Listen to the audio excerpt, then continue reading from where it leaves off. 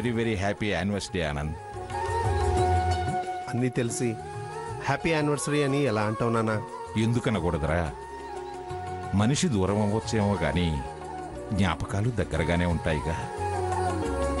ఏం దగ్గరో ఏమో, నాకు చాలా బాధగా ఉంది తాతయ్య. దూరంగా ఉన్నన్నాళ్ళు క్షేమంగా ఉండాలని కోరుకున్నాను. ఇవాళ దగ్గరైంది, కానీ దక్కించుకోలేకపోతున్నానని బాధగా ఉంది. మనమేం చేయగలంరా? ఎవరికేం దక్కాలనో ఎంత దక్కాలనో అంతే దక్కుతుంది. తాతయ్య, ఏమైందిరా? నాకు చాలా బాధగా ఉంది తాతయ్య. నాకు అలాగే ఉంది, కానీ నేను ఎవరికి చెప్పుకోను. కాస్త వెనక ముందు తప్పదు కదా. తెలియకుండా ఉంటే అదొక్కం, కానీ ఇలా అని తెలిసాక చాలా కష్టంగా ఉంది. అందరికంటే ముందే తెలిసింది శారదకేరా. తనే ధైర్యంగా ఉంది. శారద కొడుకు అయి ఉండి ఇలా అయితే ఎలారా? తనను సంతోషంగా ఉంచటం మనందరి బాధ్యతరా. సరే తాతయ్య, అమ్మ రెడీ అయిందేమో చూసొస్తాను.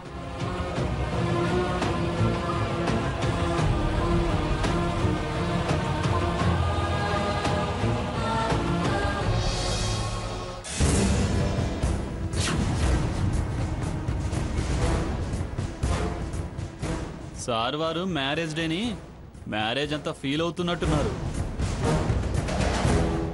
పెళ్లి కొడుకులా ఎలా ముస్తాబవుతున్నారు? అయితే తప్పేంట్రా? సిగ్గు లేని వాళ్ళకి ఏ తప్పు లేదు, ఏది తప్పు అనిపించదు. సాకేత్, ఎందుకు అలా అరుస్తావు? యువతలో ఒక పెళ్ళాన్ని పెట్టుకుని వదిలేసిన పెళ్ళాంతో పెళ్లి రోజు వేడుకలు చేసుకోవడానికి కాస్త నా సిగ్గు అనిపించడం లేదా? రేయ్, ఎందుకురా అలా మాట్లాడుతున్నావు? శారద ఏ పరిస్థితుల్లో ఉందో తెలిసి ఎలా మాట్లాడగలుగుతున్నావురా? ఆవిడ పరిస్థితిలో నిజమెంతో అబద్ధమెంతో ఎవడికి తెలుసు? నీ పెద్ద కొడుకు కోడలు నీ చెవిలో పూలు పెడుతున్నారేమో అనిపిస్తోంది. నువ్వు ఏది తిన్నగా ఆలోచించావు, సక్రమంగా చూసావు గనక. నీకు నాటకాలట్టం అలవాటే కదా, అందుకే అందరివి నాటకాలే అనుకుంటావు. ప్రేమ ఆప్యాయతలు నీకేం తెలుసురా? విసురుకోవటం, కసురుకోవటం, విజ్ఞత లేకుండా ప్రవర్తించటం. ఎవరికి విజ్ఞత ఉందో ఎవరికి విజ్ఞత లేదో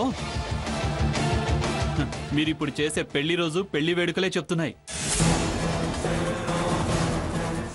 ఆల్రెడీ పెళ్ళైన వాళ్ళకి మళ్ళీ తాళి తలంబ్రాలు. ఇదేం విజ్ఞత? ఇదేనా విజ్ఞత? 60 నిండాయి షష్టి పూర్తి చేస్తున్నారు అంటే అందంగా ఉంటుంది,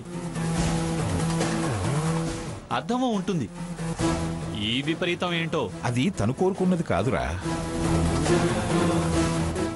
ఒక మధుర జ్ఞాపకంగా మిగిలిపోవాలని నేనేర్పాటు చేసింది. రే సాకేత్, అరవకుండా ఇక్కడి నుంచి ముందు వెళ్ళరా. వెళ్తాను. పోక తమరి కళ్యాణ వేడుక చూసి తరించాలనే కోరిక నాకేం లేదు.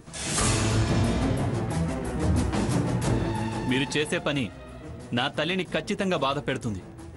తను బయటపడకపోయినా లోపల చాలా వేదనకు గురి చేస్తుంది. ఆమె దిగమింగుకునే కన్నీళ్లు నీకు ఏ ఆనందాన్ని మిగల్చవు. మౌనంగా తను పడే సంఘర్షణ నీకు శాపమై తగులుతుంది. నువ్వు అనుకునే విధంగా లక్ష్మి అలా ఏం ఫీల్ అవ్వదురా. తనే శారదకు దగ్గరుండి అలంకరణ చేస్తుంది. మేము జరిపించేది ఓ సీతారాముల కళ్యాణం అనుకుంటాంరా. ఛ, మీరేమాత్రం మారరు.